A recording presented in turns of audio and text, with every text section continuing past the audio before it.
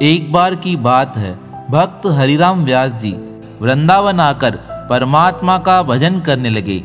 जब हरिराम व्यास जी वृंदावन आ गए, कहते हैं वृंदावन में उनके साथ अनेक चमत्कार हुए।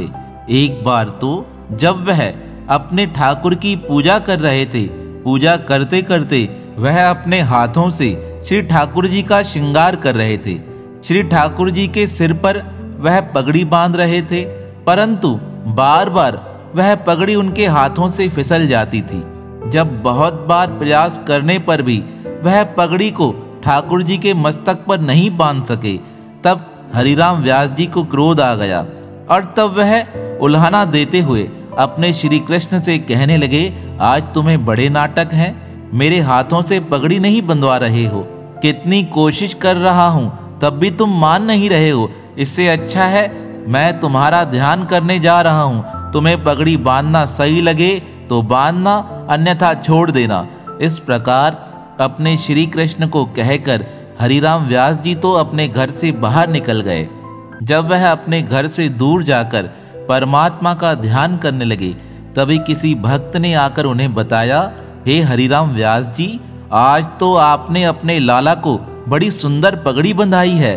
उसे देखकर तो ऐसे लगता है कि सारा दिन उसे ही देखते रहें। जब उन्होंने भक्त के मुख से इस प्रकार बात सुनी तो वह अपने घर पर आए।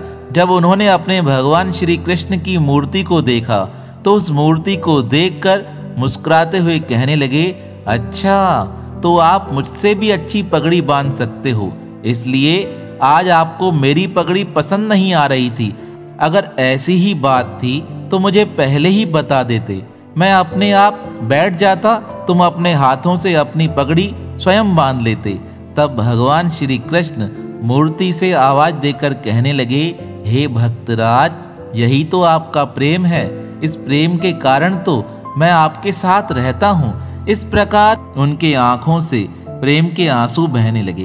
अपने भक्तों के प्रेम को देखकर परमात्मा हर स्थान पर उपस्थित हो जाता है। भक्तों के रक्षक ऐसे भक्त वसल भगवान के पावन श्री चरणों में हमारा बारंबार प्रणाम है, प्रणाम है, प्रणाम है।